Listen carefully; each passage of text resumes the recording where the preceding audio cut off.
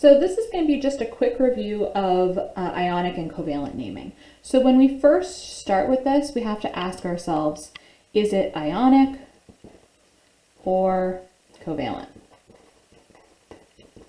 Okay, now we'll know that it's ionic if it has a metal and a nonmetal. And as a reminder, metals are on the left side of the stair-step line on the periodic table and nonmetals are on the right. Okay, so this means that it's ionic. And if it has two nonmetals, it's covalent. Now that system is a little simpler, so I'm going to talk about that first. When we have a covalent compound, this is when we use the prefixes. So we use prefixes like mono, di, tri, etc. Okay? The only exception here that you need to be aware of is that we don't use mono on the first word. So for example, like carbon, this is carbon monoxide, not monocarbon monoxide, okay? So we only use mono on the second word, okay? Now, another example would be P2S6, I don't even know if that's a real thing, it's probably not. Diphosphorus, hexasulfide, okay? And you do have to use "-ide" as the suffix on the second word.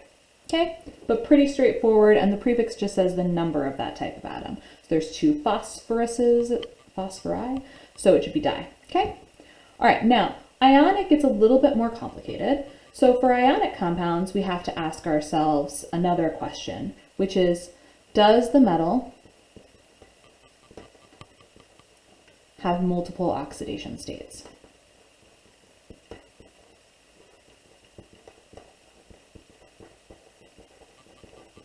Okay. If the answer is no, it's a little bit simpler. If the answer is yes, this is where we have to use Roman numerals to represent the charge of the metal.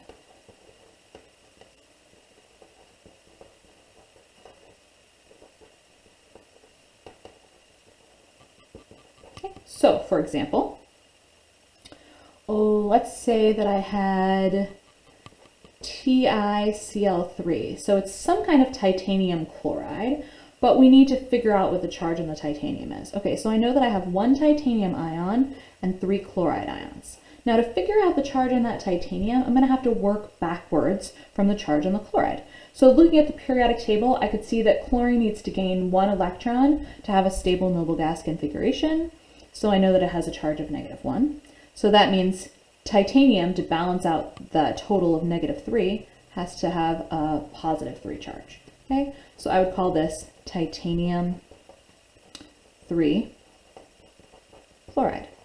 Okay, now it's a lot easier actually going in the other direction, because in the other direction, like if I said, oh gosh, cobalt 2 nitride, well, I've already been given the charge of cobalt. So I know that cobalt has a +2 charge, nitride is -3, so I need 3 cobalts to balance out 2 nitrogens, so it'd be CO3N2, okay? Now, if the metal does not have multiple oxidation states, all you have to do is write the name of the cation, usually the metal, and then the anion, typically with the suffix "-ide", okay? If it's a polyatomic ion, you just write the polyatomic ion name as it is. Okay, but mostly we're talking about binary compounds here, so just 2 elements. All right, so for example, Na2O would just be sodium oxide.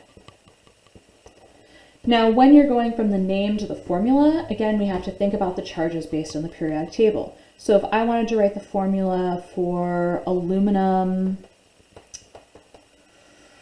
sulfide, I'd have to say to myself, okay, I know that aluminum has a charge of +3 because it has to lose 3 electrons to have a noble gas configuration, and sulfur is -2. So that means I need 2 aluminums to balance out 3 sulfurs, because then it's +6 and -6. So it'd be Al2S3. Okay. If you have any questions, I'm also going to link the longer lesson that teaches this a little more fully that I use in IB Chem 1, but this is just kind of a quick review, so just let me know if you have any questions.